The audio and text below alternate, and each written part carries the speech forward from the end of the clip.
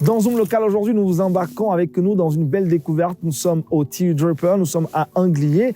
Et Cathy Fraser, qui est la directrice générale du site historique du Teardropper, nous attend. Nous allons visiter ensemble ce joyau historique avec de belles places, de belles choses à vous présenter. Vous connaissez l'émission Zoom Local, c'est une émission qui vous permet de découvrir les sites, les organismes, les musées de la région du Témiscamingue, mais aussi de l'Abitibi. Embarquez avec nous aujourd'hui au Teardropper. Allez, venez avec moi.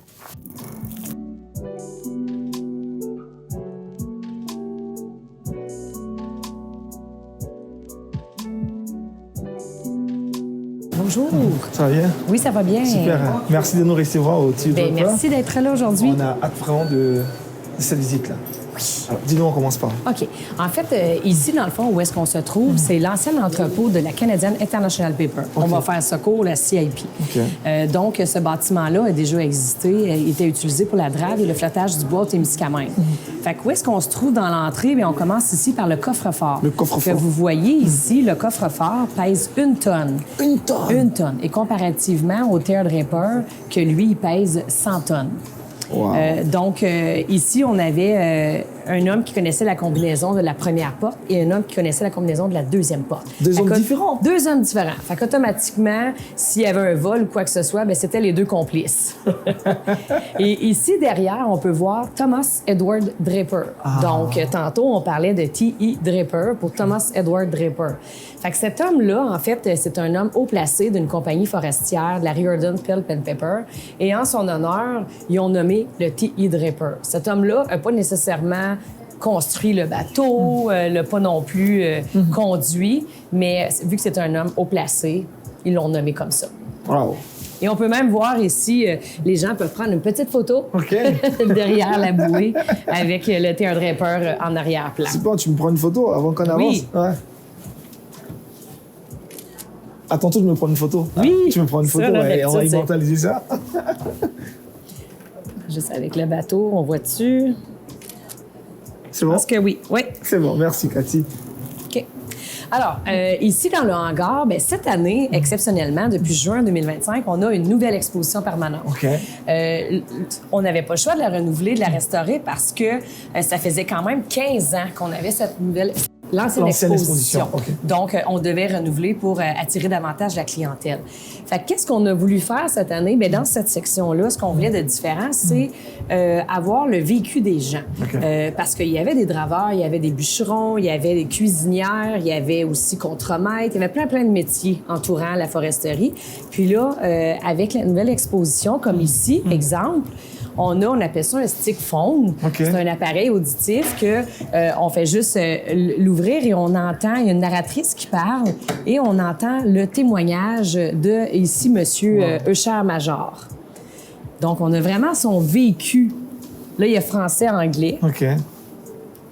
Puis, je vais vous montrer de l'autre côté, on a des télévisions qui est différente de celle-là. Je vais vous montrer qu'est-ce qu'on a, en fait. Ça a pris combien de temps de mettre cette nouvelle exposition? Ça faisait au moins 2 ans que j'étais en communication avec la firme Créo pour réaliser cette exposition-là.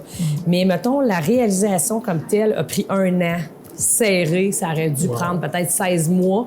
Ça aurait été l'idéal parce qu'on a vraiment rushé là, pour faire... Parce qu'il fallait démanteler notre autre exposition. Et là, avant de la démanteler, on devait être assuré d'avoir nos subventions. Puis tout, là, pour aller de l'avant, sinon, ça veut dire qu'on n'avait pas d'exposition durant l'été. Et tout a été réalisé à la dernière minute, dans la 2e semaine de juin. Bravo, wow. Et la semaine d'ensuite, c'était les groupes scolaires et ensuite la saison touristique. C'était quoi l'ancienne exposition avant celle-là?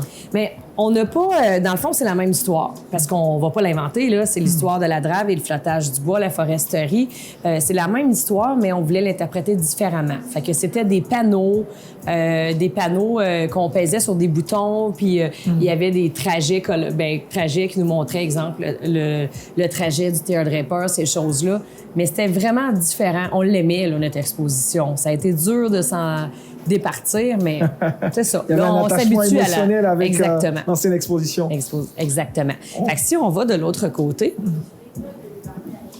Ici, vous pouvez voir juste au sol qu'il y a une raille de chemin de fer. Fait que dans le fond, c'était le chariot. C'est un chariot d'approvisionnement en marchandises. Donc, le chariot était ici au départ du hangar et le train s'arrêtait juste ici en avant du hangar. Le train débarquait les marchandises et les provisions pour les camps de drave et les remorqueurs de bois. Okay. Et ce chariot-là, bien, au lieu de transporter les poches de farine, gruau, les barils de mélasse, avec nos bras, on les mettait sur le chariot et là, on glissait le chariot dans le hangar pour les déposer. C'était le chariot, oui. Il n'y avait pas de Non. Puis poulie, là, on ne peut pas le tasser de ce côté-là parce que c'est pris, mais vous pouvez voir qu'il bouge. OK. Fait que c'est très facile. OK. Là, maintenant, on ne peut plus le bouger parce qu'on a fait en sorte qu'il ne bouge plus parce qu'on a des choses à présenter un peu plus loin. Fait que ça, c'est d'origine. Le plafond et les planchers sont d'origine. Wow. Les murs et les fenêtres ont été refaits là, depuis le temps. Et comment on arrive à conserver ça depuis de nombreuses années? Ça fait combien d'années? C'est d'origine? Depuis... le hangar a été pris par la Canadian International Paper dans les années 1950. Fait que... il existait avant. Là. On peut voir qu'il y a encore des taches d'huile au sol. C'est imprégné dans le bois. Le plafond est d'origine, comme je vous disais. Je vais vous expliquer pourquoi c'est noir. Fait que, ouais, vraiment, là, on l'a conservé avec les années. Ouais, vraiment. Vous arrivez à garder ça et c'est toujours bon de le savoir. Puis de ce côté ici, simplement pour vous montrer, vous voyez des écrans. C'est la même chose. On prend le stick phone, mais là, on voit des images défiler. Donc ici, c'est la cuisinière Marguerite Fortin, qui était cuisinière dans un camp forestier. Et là, elle nous parle de son travail. Exemple. Elle travaillait pour son père dans un camp forestier. Elle n'était pas rémunérée parce qu'elle travaillait pour son père. Okay. Puis, elle devait faire, mettons, un homme mangeait à peu près une tarte par jour. Un homme. Donc, s'il y était 50 hommes dans le camp, imaginez s'il fallait qu'elle fasse minimum 50 tartes. Fait que, tu sais, elle explique ça dans son témoignage qui dure 3 minutes. Fait que c'est le fun parce qu'on entend sa voix. C'est sa voix à elle. Comment vous l'avez eu, cette voix? C'est des archives qu'on a pu récupérer. Dans le fond, c'est un historien, M. Benoît Baudrigaud, qui a fait ces entrevues-là en 1981. Fait que nous, on a ça dans nos archives. Je suis allée écouter les archives au complet. Exemple que son histoire durait 1h30. On est allé chercher 3 minutes. 3 minutes dans c'est pas beaucoup, là. 3 minutes pour être capable de vous le présenter ici. Fait que c'est vraiment intéressant parce qu'il y a, comme je disais, il y a une narratrice au début, mais ensuite, c'est sa voix à elle qui parle. Excellent. Et par contre, en anglais, quand on pèse anglais, là, c'est une autre personne, une comédienne qui parle parce que on peut pas... c'est ça, il faut le traduire en anglais. Wow. Fait que métier cuisinière, on a aussi le métier de contractant. Ici, on peut voir que c'est une photo dans les camps de bûcherons. Parce que dans les camps de bûcherons, mais on commence par là. Hein? Fait qu'en fait, durant l'hiver, les bûcherons abattent les arbres, ils les apportent sur les lacs et rivières gelées. Et ensuite, au printemps, été, automne, là, c'est la drave qui rentre en ligne de compte. Fait que les deux vont ensemble. Fait que le métier de contractant. De l'autre côté, ici, on parle plus des débuts d'Anglier. Donc, ici, c'est une agricultrice qui est Jeanne Daud, une ancienne agricultrice d'Anglier. Fait que là, on peut voir des photos défiler. Même chose, on entend son témoignage dans les années 1981. Fait que c'est vraiment intéressant. Tu sais, les gens qui veulent en apprendre, ils peuvent passer 1 heure facilement ici, peut-être, juste Tout ça, c'est ici. d'origine, ça? Tout ça, c'est d'origine, oui. Un fer à repasser ou c'est quoi? Oui, un fer à repasser. Et puis, il est lourd, hein? Et c'est quand même lourd. Fait que voilà pour les témoignages. Cette image, qui sont ces personnes qu'on voit là maintenant sur ce beau tableau? On les a pas tous, on connaît pas tout le nom des gens, mais c'est une photo dans un camp forestier. Dans un camp forestier. Fait que c'est durant l'hiver. Fait qu'on peut voir, ils sont très sérieux. Cuisinières ou cuisiniers. Et sinon, tous les bûcherons. Puis, ils sont pas très habillés. Probablement qu'ils étaient dans le camp puis ont sorti juste pour prendre une photo parce que j'imagine qu'ils vont pas bûcher dans le bois habillés comme ça. Ils sont peu habillés. On continue toujours cette belle visite. On découvre le Tear Draper avec Cathy. C'est tellement beau. Donc, ici, ce qu'on représente, encore là, le métier d'un bûcheron, même concept. Et de l'autre côté, c'est le métier des draveurs. On peut voir qu'il y a des petits castors. Là, le castor devient notre emblème de notre musée parce qu'il fait partie de la foresterie. bien sûr. Et là, on a un petit jeu, on demande aux enfants de trouver les castors dans l'exposition puis de deviner quel métier il fait. Fait que là, si on voit le castor avec une hache, on devine le bûcheron, qui est bûcheron. OK. Fait qu'il y a des castors, ils sont gros, là, mais qui se cachent un peu partout. Là, On va dans les chercher aussi l'exposition. pendant la visite. Oui. Ah. Puis ici, de l'autre côté, ça, c'est les outils de bûcheron. Fait que au départ, ben, c'était les outils qui étaient utilisés. Fait qu'on a le godin d'or qui doit avoir besoin de 2 hommes à la fois pour manier, pour être capable de couper. La scie archet, crochet à bio double, crochet à bio et les scies à chaîne. Et là, les scies à chaîne... Tout ça, c'est d'origine, hein? Ça, c'est tout d'origine. Wow. Et là, les scies à chaîne, elles étaient tant aimées par les gens. Parce que juste cette scie à chaîne-là, la Mecoloc, là, elle pèse 26 livres. Une scie à chaîne là, ordinaire aujourd'hui qu'on a à nos maisons, dans nos garages, c'est 9 à 11 livres. Et là, 26 livres. Puis là, elle, il l'appelait la Mecapart. OK, c'est un terme québécois. Mecapart, on va finir par aller bûcher du bois. OK. Donc, quand elle va partir, on va finir par aller travailler. Parce qu'il craquait, puis elle partait pas. Fait qu'au final, les hommes les aimaient pas tant, comme je disais, ils préféraient ces outils-là. Et comment ça fonctionnait le Godenda? Je vais vous montrer de l'autre OK. côté. On va aller voir là, juste l'autre côté. OK. Ici, Ça servait à quoi, le peut y crochet aller tantôt, ouais. à biodouble? crochet à bio double, ça sert, on le voit ici, là, c'est un outil clé pour les bûcherons. Il se compose de 2 crochets qu'on voit ici et fixé à un manche de bois. Cet outil permet de saisir et de déplacer facilement les troncs. Le tronc, OK. Oui, c'est OK. pour déplacer les troncs. Donc, il pouvait être 2 aussi à chaque extrémité pour soulever. Pour soulever. Essayer le godin d'or, on parlait tantôt. Fait que là, il faut tirer chacun sur notre côté. Comment on Dans le tire? sens, un bord. Fait que mettons qu'on tire sur mon bord, comme OK. ça. OK. Puis là, on n'a pas besoin de fesser au fond. On OK. peut juste comme ça. Juste comme ça. Hey, moi, on dirait qu'il colle. Puis là, on va voir, là, ça avance. OK. C'est difficile, pareil, hein? Ouais, c'est comme ça le temps, hein, en train de le faire réellement. On dirait qu'il est raide.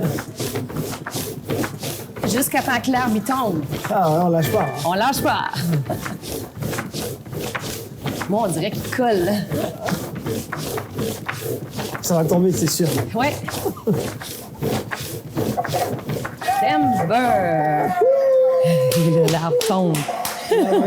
C'était ça, ça demandait beaucoup d'énergie physique. Hey, fait que, Beaucoup, ouais, c'est ça. On est fatigué juste à faire ce jeu-là. Fait qu'imagine à la journée complète avoir ça, là. À couper les arbres, c'est Ça pas doit être facile. beaucoup. Ça doit être beaucoup d'affaires. Ouais. Et de l'autre côté, c'est les outils pour les draveurs. Fait qu'ici, on voit la longue gaffe qu'il y a ici, qui monte très haut. Plus les hommes étaient petits, plus ils prenaient la petite gaffe. Fait qu'il y avait des gaffes de 10 pieds, 12 pieds, 14 pieds. Je suis essoufflée. Fait que la petite gaffe, le tourne-bille à éperon, tourne-bille et le pic. Fait que tous ces outils-là étaient utilisés pour les draveurs. Wow.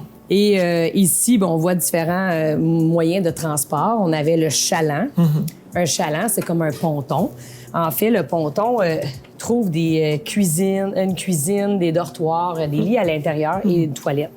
Certains remorqueurs de bois ils sont pas équipés à l'intérieur. Tantôt, on va aller voir le teardraper et lui, il est équipé. Mais d'autres, non. Donc, il avait besoin d'un chaland OK. pour pouvoir aller dormir et manger à l'intérieur. Ce chaland-là était ancré sur le lac ou mis sur le bord des rives. Et là, les draveurs allaient manger, comme je vous disais, à OK. l'intérieur. Ici, on a un pointeur de drave, qui est un autre moyen de transport. Miniature. Ouais. Fait que si, exemple, il y a des billes de bois, tantôt, je vous expliquais des estacades de bois qui est formée avec ça ici. Donc, OK. une chaîne, une bille, chaîne, une bille qui forment le cercle. Et ça, on appelle ça une estacade de bois. Et à l'intérieur d'un seul cercle, il y a entre 40 à 50 000 billes de bois. Et le teardraper pouvait en tirer 3 à 4 comme ça. Énorme. Alors, s'il y avait des billes de bois qui s'échappaient de ce lot-là, il ne pouvait pas dire on fait demi-tour, là. Il y a un gros chargement à l'arrière. Donc, c'est avec le pointeur de drave qui pouvait partir à la rame et il allait récupérer les billes de bois qui étaient OK. égarées du lot. Très bonne organisation, Oui. alors. Ouais. Vraiment. Fait que tout ce qu'on parle ici, ben, à la fin, on a un jeu qui explique, qui permet de voir si les gens ont bien écouté. Là, j'ai pas tout expliqué. C'est sûr qu'on a parlé du pointeur de drave, on a parlé du remorqueur de soutien. Le remorqueur, ça le dit, il soutient le remorqueur de bois. Et on peut voir, ça c'est un remorqueur de bois, et les estacades de bois.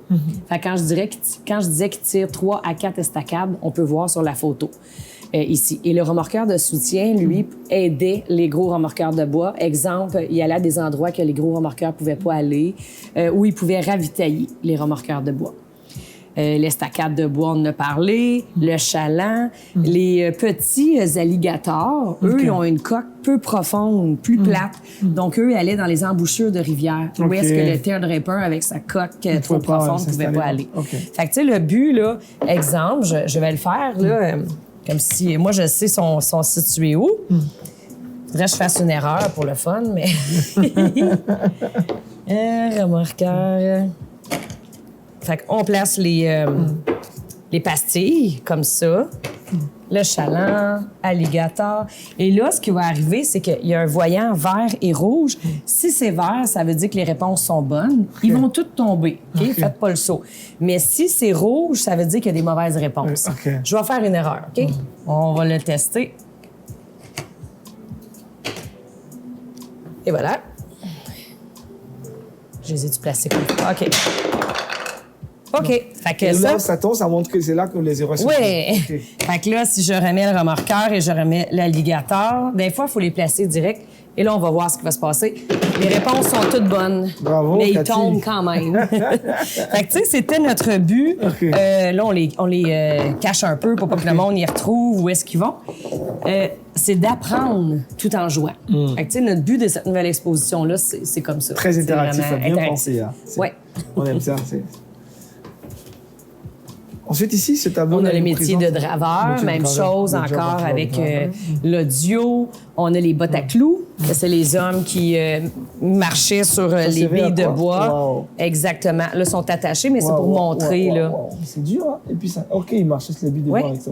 Le métier de draveur, c'était très dangereux comme métier. Imaginez que c'est rempli de billes de bois et que les hommes, ils glissent entre deux billes. Mais le lac, là, c'est rempli, fait que les billes se referment automatiquement. Les hommes avaient de la difficulté à ressortir. Il y a eu beaucoup de noyades. Nous, on n'a pas de registre là, de noyades, mais on sait que c'est un métier qui était très, très dangereux. Et souvent, ils ne savaient pas nager. Drôlement, ils ne savaient pas nager à cette époque-là. C'est sûr qu'on parle des passes à billes là, dans les centrales hydroélectriques, comment les billes passaient, justement. On a le métier de l'ingénieur, mécanicien. Ici, ça, c'est un autre jeu interactif. On axe beaucoup sur ces petits jeux-là, justement, pour attirer l'attention. Avec le pointeur, je cherche mon mot, là. On pèse ici. Et là, ça nous dit, exemple, un morceau en métal de la coque doit être remplacé. Quel outil te permet de prendre ces mesures afin d'en créer un identique pour le remplacer? Là, on a plein d'articles ici, là, d'outils, ici. Et là, on doit dire, bon, ben quel outil qu'on peut prendre pour mesurer? Je dirais ça. Je vais me tromper, c'est sûr. Même... La règle. Pour mesurer. Et là, au verso, on a un code barre. OK. Oh, bonne réponse. Ah, c'est super. Fait que, tu sais, il y a beaucoup de questions comme ça. Là, ça l'explique c'est quoi la règle, à quoi qu'elle sert. Une petite dernière. Il manque de carburant. Quel outil te permet de mettre de l'essence dans le moteur? Je laisse. Le bidon d'essence? Oui. Bonne réponse. Okay. Fait que c'est ça, ça permet encore là d'apprendre sur les outils. Ah, c'est bon. Fait que ça, c'est un autre petit jeu qu'on a ici. Puis en même temps, ben, on voit les outils qui étaient utilisés à l'époque. Intéressant. Les marchandises, les outils aussi, tout est là de ce côté-là. Parfait. Et ensuite, ben là, encore là, on a un lac qui est super calme. Durant la visite, on sort à l'extérieur et on explique un peu le teardripper arrivait où, il faisait quoi, qu'est-ce qu'il faisait avec ses estacades de bois, parce que quand il arrivait ici, on attachait ces estacades de bois. À notre gauche, il y a un pilier de bois carré. Donc, lui... on voit qu'il y a comme des bouées jaunes, une grosse affaire blanche. Juste à droite, là, il y a un pilier carré. On le voit pas très bien que c'est du bois, là. Mais le teardripper arrivait ici et il attachait toutes ces estacades de bois là et lui, il repartait faire son trajet. Et là, c'est des draveurs qui faisaient passer les billes dans le barrage. Puis quand on regarde ici, là, on se dit, ça n'a pas l'air très grand, le lac des 15. Mais une fois qu'on a traversé toutes les petites îles, là, ça s'ouvre. Le lac est grand. C'est quand même 52 km. 52 de long. Ah ouais, c'est long. Il y a eu une certaine époque là, le théâtre Draper ne venait plus à Anglier parce que dans le secteur des îles, c'est plus restreint, c'est peu profond. Donc, lui, il s'arrêtait de l'autre côté qu'on appelle la Pointe-Marianne. Et là, c'est des petits remorqueurs qui remorquaient les estacades jusqu'à ici. Mais lui pouvait tirer une seule estacade de bois à la fois. Contrairement au théâtre Draper qui en tirait 3 à 4.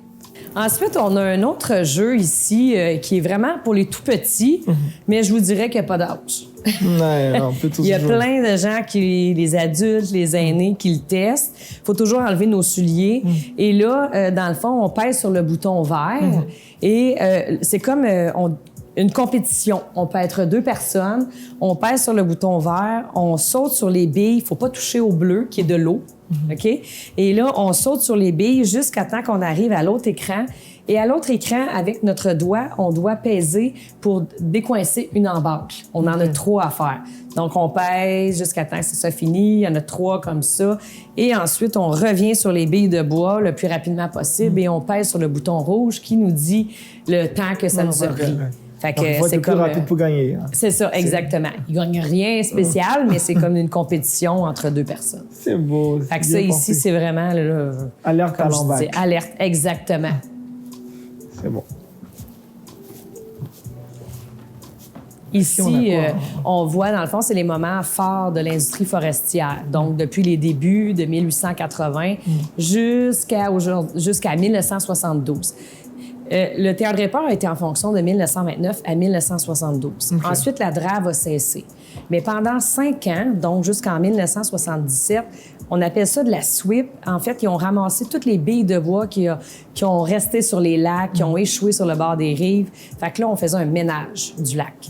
Et en 1977, le théâtre Draper a monté sur terre pour la dernière fois. C'était terminé. Fait que c'est les années là, charnières là, du flottage du bois et de la foresterie. Très, très, très bien expliqué. Et la dernière chose, oui, on a des photos, puis tout est bilingue, hein? Partout, c'était notre but pour que la visite soit un peu plus autonome aussi, que les gens puissent y aller librement. Et de ce côté ici, en fait, ça, c'est la map qui est vraiment très importante. C'est la map qui explique le circuit de flottage d'Anglier. On a le circuit de flottage du lac Témiscamingue, l'ICO qu'on appelait, et le circuit de la baie Carrière. Mais nous, on parle principalement ici, du circuit d'ici. Donc, nous, on se trouve ici à Anglier. On a ici à côté le barrage rapide, le barrage de Des-15.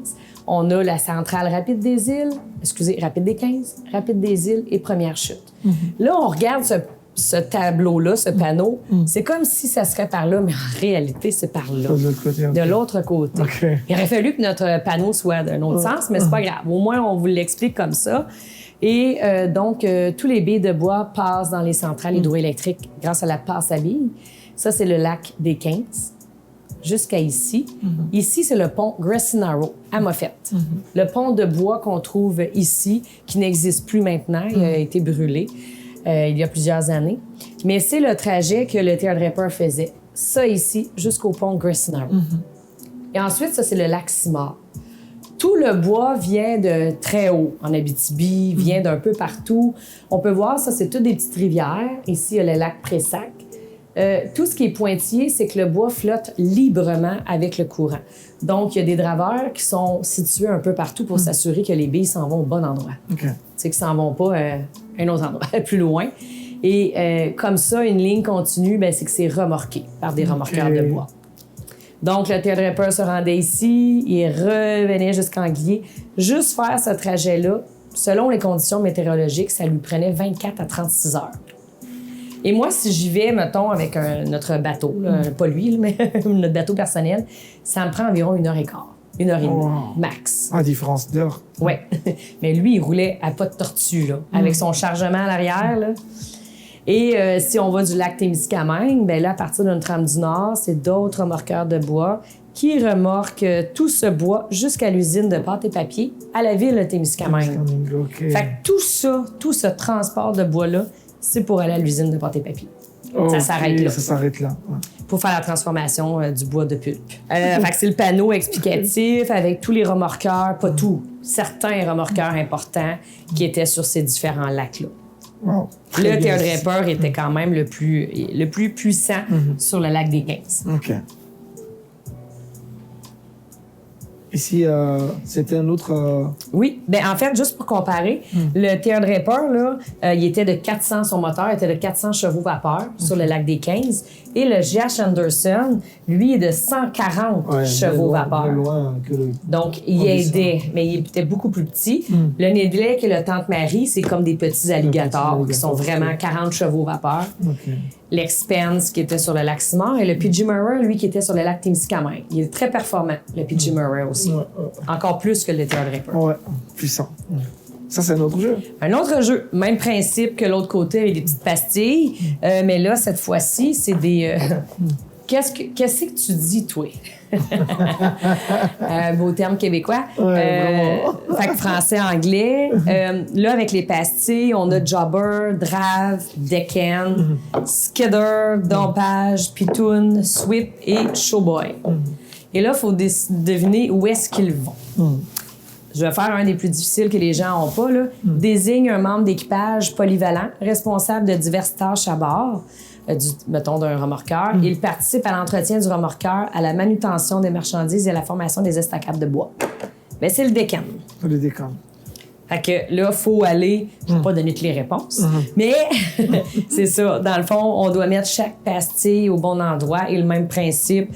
Vert, les réponses sont bonnes, ils vont tomber, mais rouge, les mauvaises réponses vont tomber. Ah, c'est bon. Puis, et les enfants, ça, et quand les familles viennent, ils prennent du temps, du plaisir à jouer. Ah oui. Vraiment, là, c'est vraiment bien apprécié. Ce jeu-là, je dirais plus, c'est les adultes. Là. Les enfants, ils comprennent pas les termes, là. Mais, ouais. Fait qu'on a beaucoup de petits jeux comme ça. Merci, vraiment Cathy, c'est beau. Et qu'est-ce qu'on a ici, ces vêtements? Ici, c'est une aire de repos. Drôlement, les enfants, c'est correct. Nous, c'est beaucoup familial, comme je vous disais. Fait que des fois, les familles viennent nous visiter, puis les enfants s'en viennent ici, puis ils veulent plus bouger. Même si on a des jeux interactifs, même si ils jouent au tic-tac-toe, ils ont du bricolage, dessin plutôt.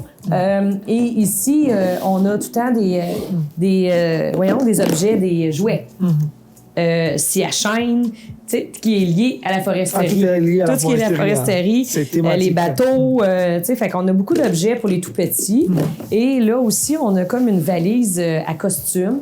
Que les jeunes, ils s'amusent à se déguiser. On a encore aussi derrière. Avec... Puis là, ils se promènent dans le hangar. Ça, c'est pas d'origine, hein? Oui, il y en a d'origine, mais d'autres, non. Non. OK.